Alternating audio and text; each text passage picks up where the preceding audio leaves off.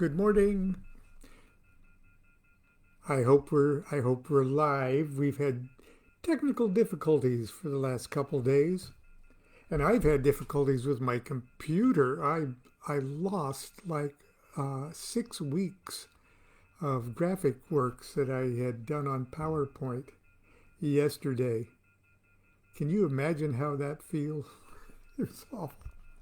Uh, but if someone could at least say that you see me, well, there's Leslie in wherever it is. It's evening. Well, I guess we're on.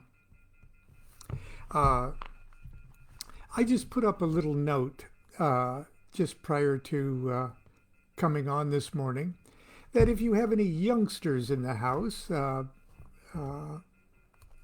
maybe not tiny youngsters, but uh, young people in the house during these stay-at-home days, if they're interested at all or shown any interest in Thelema or Aleister Crowley or magic, today's might be appropriate for them, and I promise not to slip into profanity like I always do. I'll try to skip that this morning in case there are young people watching. So I'll give you a warning like that. Anyway, the third installment in Ask Babylon was a magazine interview that I did with a German uh, uh, magazine, The Magical Observer, way back in 2009. And I'm going to do something a little different. I'm going to put that one on hold for a while. It's extremely dated in the questions, and my answers are very brief, and perhaps we'll come back to it. It's a very short one a little later because I want to move right on to the section of Thelema, Aleister Crowley, AA, and the OTO. And so I begin the section like this. Do what thou wilt shall be the whole of the law. Love is the law, love under will. And then the footnote gives me the opportunity to say, that's from Liber Al Vel Legis, the Book of the Law. Chapter 1, verse 40. The use of the salutations, do what thou wilt shall be the whole of the law, and love is the law, love under will, are used by Thelemites when greeting each other and parting. Many of the letters in this section originally began and ended with these words. For editorial brevity, I have omitted their use in most of the letters reproduced in Ask Babylon.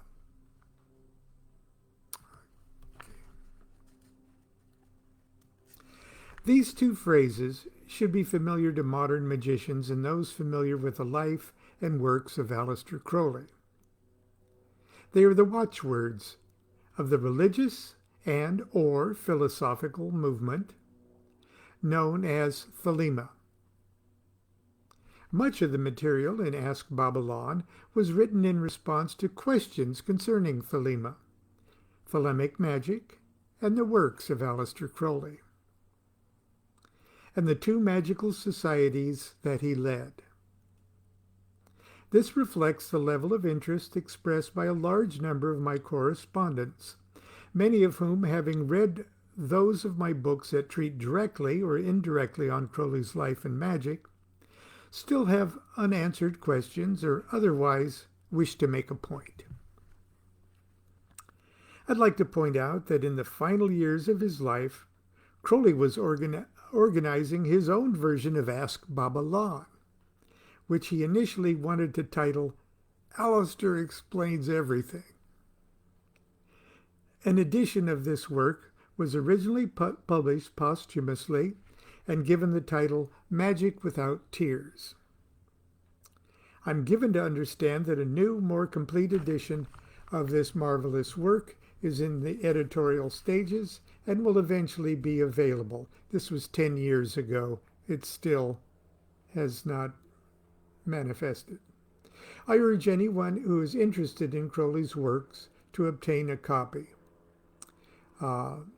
Original versions of original editions of Magic Without Tears are available, but that huge edited annotated edition still has yet to see the light of day. Magic Without Tears is absolutely brilliant. I recommend it especially to those people just starting out their study of Crowley and Thelema. Its singular shortcoming, however, is that it contains only Crowley's letters and not those of his correspondence. We're left to guess the nature of the original questions that prompted his responses. Ask Babylon contains both sides of the conversation, and though I've taken great editorial pains to correct spelling and protect the identities of the writers, the letters that prompt my replies are for the most part left intact. I've made only a token attempt to organize the letters into neat categories, such as magical orders, OTO, AA, Golden Dawn, the Book of the Law, etc. As all these facets of Thelema and magic blend into one another, often in the same paragraph, I must also point out that much of the correspondence in other sections of the book also deal directly or indirectly with Crowley, Thelema, the OTO, AA. So please don't think that I have exhausted my comments on these subjects in this first section. And this is why I ask if you had young people in the house. But before we get to the individual letters, I thought you might be interested in how Babylon went about explaining the great beast, Aleister Crowley, to a class of junior high school students. This is precisely what I had the opportunity to do several years ago when I was asked by a young student to be interviewed as part of his school's History Day project.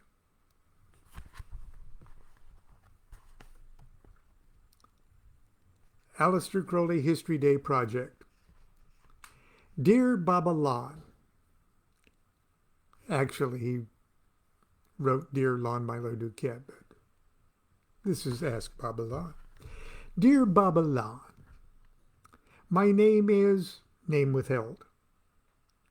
I'm doing a History Day project at my school about Aleister Crowley.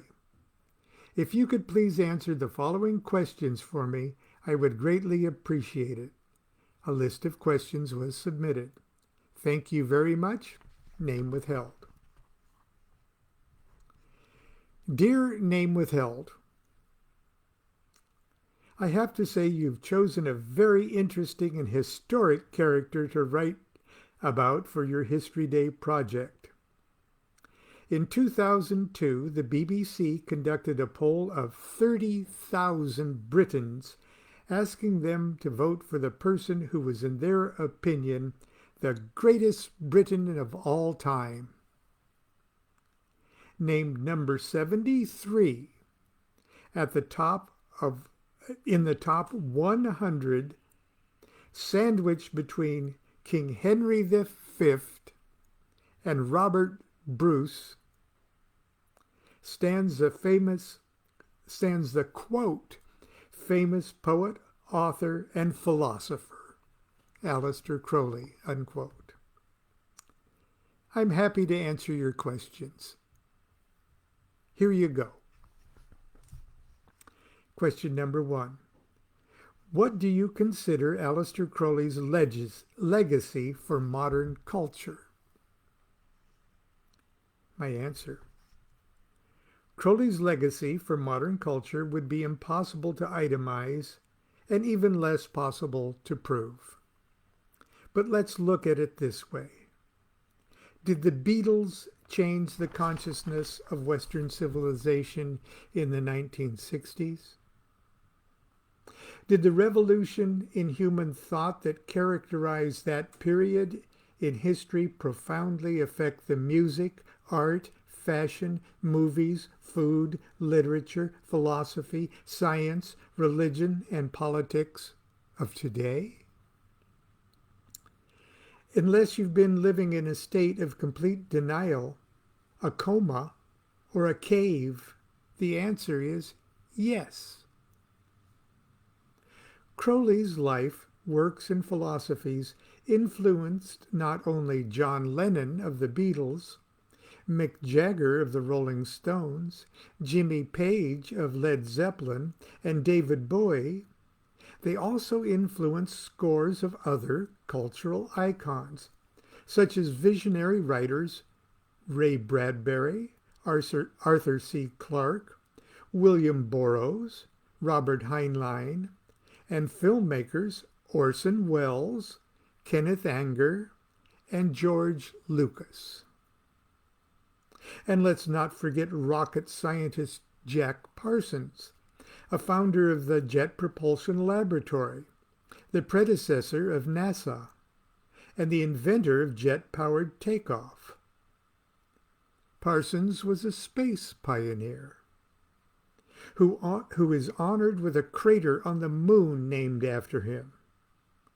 He was also a personal student of Aleister Crowley. This is not only one part of Crowley's legacy, this is only one part of Crowley's legacy for modern culture. Crowley's ideas change people, and these people changed and are continuing to change the world. Question number 2. What are the 3 most important aspects of his legacy? My answer: 1. His revolutionary spiritual view that the true will of each individual is the same thing that in the past has been labeled the will of God. 2. His ethical view that discovering, then doing one's true will is the only way to truly gain enlightenment and advance human consciousness and evolution. 3. His philosophy that says, in essence, that no one can define truth for another person. Third question. Of all of Aleister Crowley's works, which do you think has the most influence today? My answer: The Book of the Law, Liber Al Vel Legis, a book that Crowley channeled in 1904 in Cairo, which forms the basis of his work. It's a very strange little book. One might think at first reading that it makes little sense at all. 4. What misconceptions about Aleister Crowley, would you like to be cleared up the most? The most absurd and vicious slander still repeated today is the false accusation that Crowley advocated or participated in human sacrifice. This accusation is totally untrue and based upon the most ignorant and ill-informed interpretations of his some more esoteric writings. In your opinion, what is the most widely believed misconception of Aleister Crowley? My answer: that he was a Satanist or a black magician. The fact that he developed such a horrible reputation is mostly his own fault, because many times when he was accused of such things, he didn't bother to deny them, thinking intelligent people would see through all such absurdities. Unfortunately, most people weren't and still aren't as intelligent or well-informed as he assumed. 6. If Aleister Crowley were alive today, how would people view him? Would it be different or close to the same as in the 1800s and at the turn of the 20th century? That's a good question. My answer is, I believe Crowley was born about 60 years ahead of his time. Most people today who really do their homework about the man find him brilliant, funny, and profoundly inspiring. If Crowley were alive today, his lifestyle and attitudes would not seem very shocking or controversial. Question: how did you first know about Aleister Crowley? When? Where and when? I first saw his picture on the cover of the Beatles' Sgt. Pepper's Lonely Hearts Club Band album. Later, I was referred to his works in relation to my study of Hebrew mysticism, Hermetic Kabbalah, magic, and tarot. It seemed I saw his name and references to his work everywhere I turned. 8. Do you think that Aleister Crowley's legacy will ever be forgotten? My answer: his name may eventually be forgotten. But I believe the essence of his legacy is a permanent stone in the pyramid of human spiritual evolution. Question 9. Why do you think some bands have put his writings, pictures, names in their works?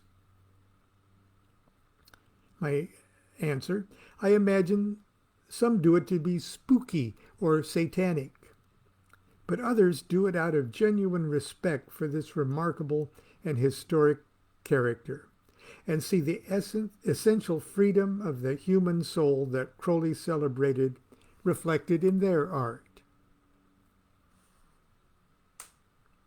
In your opinion, what is the most inspirational book by Crowley? Liber Tzadi, a tiny little book that is published among the holy books of Thelema. I also get endless inspiration from the Book of Thoth, an extended commentary on the tarot which he wrote toward the very end of his life.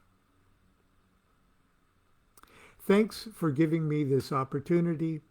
My best to you and your parents, and good luck with your class project. Baba Lon. And that's where we'll end it today. Tomorrow we'll pick it up with the letter that somebody wrote me that said, I want to convert my local church leaders to Thelema. I'm looking forward to that one. So, have a good week, everybody, and continue to be good to yourself and be good to each other. Do what thou wilt shall be the whole of the law. Love is the law, love under will. Bye. See you tomorrow.